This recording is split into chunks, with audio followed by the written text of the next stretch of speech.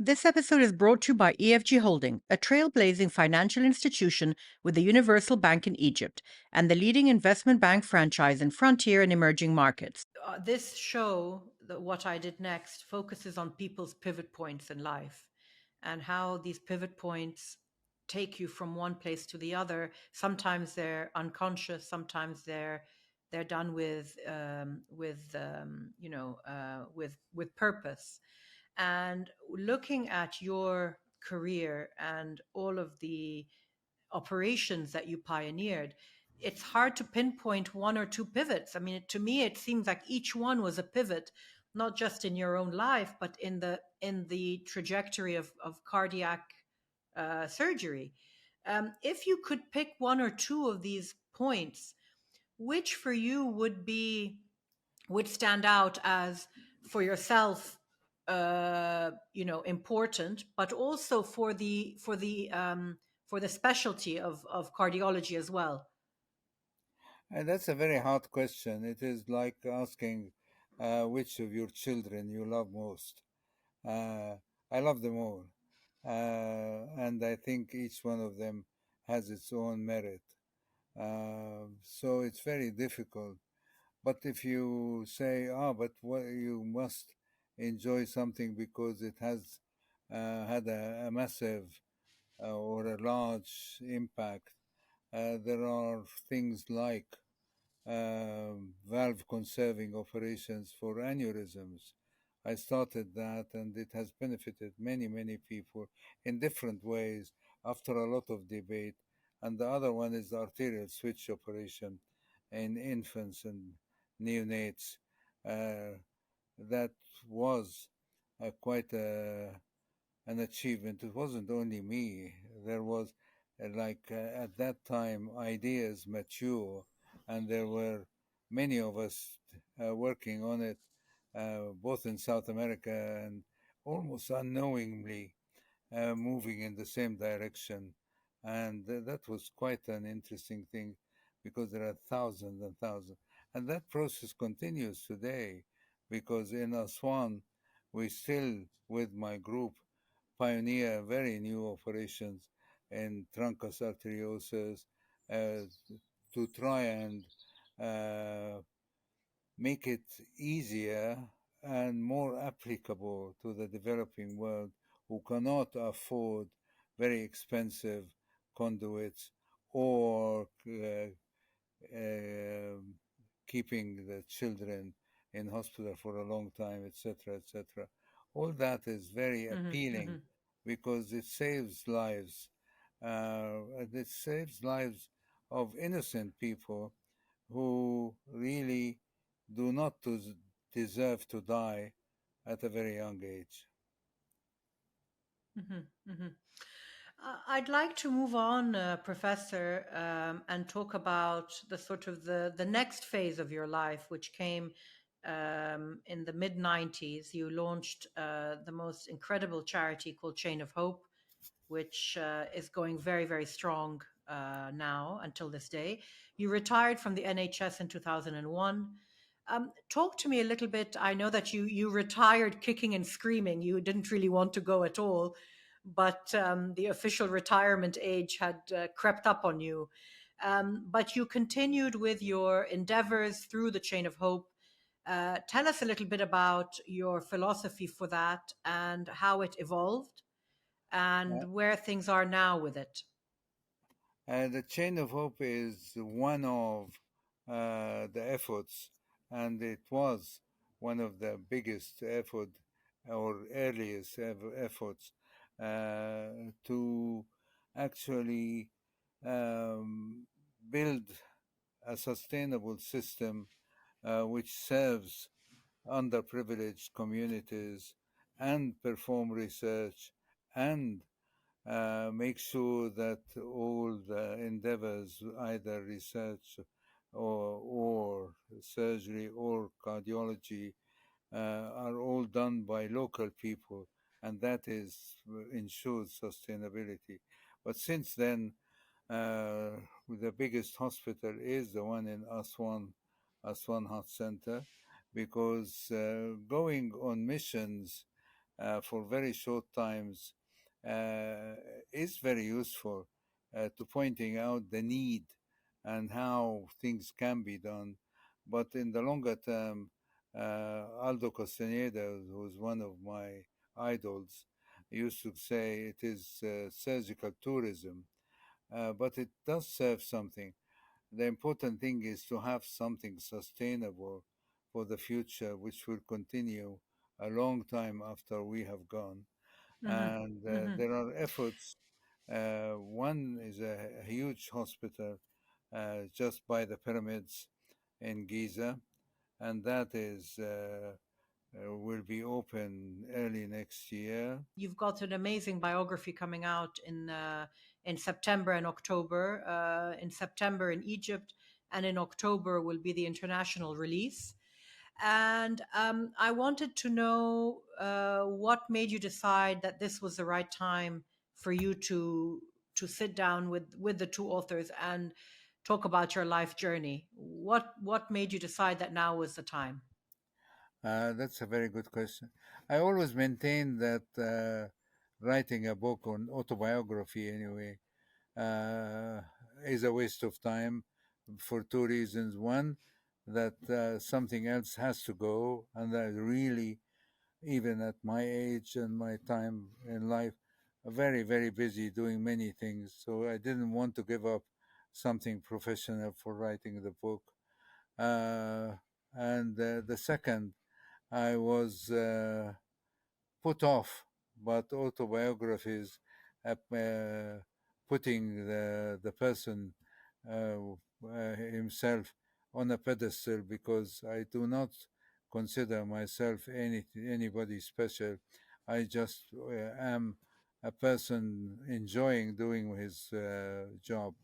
Why I changed my mind is because I got really convinced by my daughter as well as by the two uh, reporters from the Times that they are going to write something responsible, humanistic, with science, and will not involve me in too much work. They will just come weekends and talk to me only. And the other thing is, they point out uh, all the good, the bad, and the ugly, and don't put me on a pedestal. So that was a very important thing.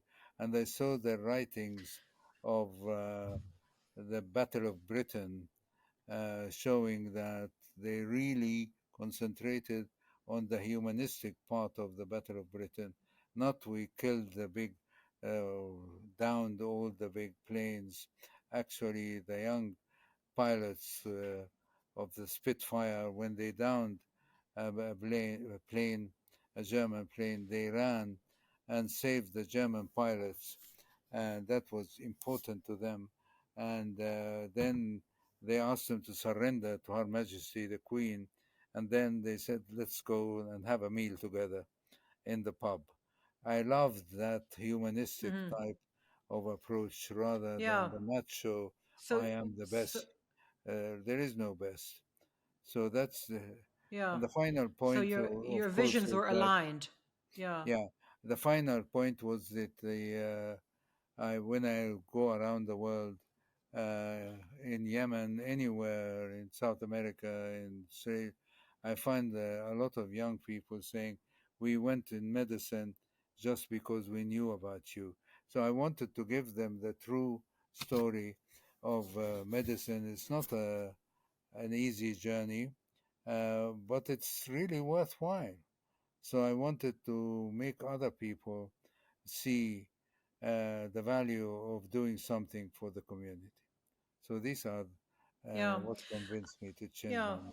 You've spoken a lot today with me about not having the need for recognition in yourself, of doing this because it's your mission, it's your calling, vocation. Medicine is a vocation.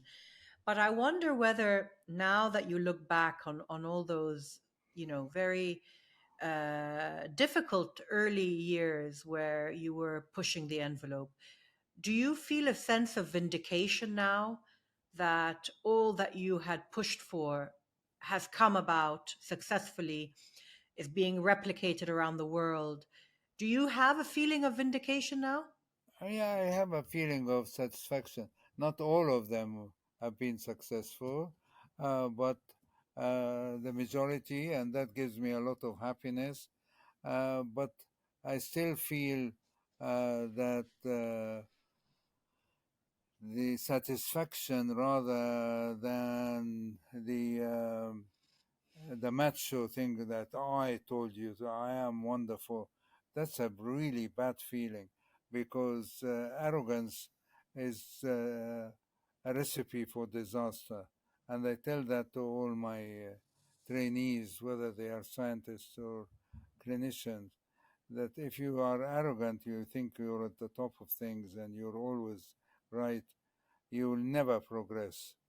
And that is both in science and so I'm not Hmm. arrogant, and I just would like to point out again that I was just doing my duty, Yeah, and in so doing, uh, that gives me happiness and yeah. satisfaction, regardless of anything else what Mm. other people say. I know that you have passionate hobbies, partly very well known as your hobby of gardening. And I wondered whether you are able to spend your time reading or watching anything, documentaries, anything that's left an impact on you recently. Just wondered if you had anything that you'd like to share that's left an impact recently with you. Um, I love gardening because it's related to what I do in terms of life, seeing things grow, looking after plants and individuals who require special care, uh, and see them bloom and do wonderful things. So that is something I always loved since my childhood and continue to do so. Hmm. Um, with regard to reading, uh, I am most of the time reading scientific journals because the progress in science is incredibly fast. And in my job, I would like to be right at the edge of what's happening. And almost every hour, there are new things happening. So I do that. And I do that usually during the night between 2 and 4 a.m. But also, I love to catch up with history because I'm totally fascinated by what has happened in the past, particularly as it relates to science and scientists. So I love to read about the life of Robert Koch, of other people in science, uh, like the the German scientists who really laid the foundation for true science, Galileo Galilei. It's very inspiring, Hmm. and Hmm. to know who they are, Of uh, course. how they struggled, and how they enjoyed what they were doing is a great thing to me. Yeah, yeah, yeah. I'm curious. You said something just now that caught my attention. You said that you do your hobby reading between 2 and 4 a.m. I just wondered. You obviously don't need much sleep. How do I you do manage that? actually. Sorry, I do, but I go to bed relatively early.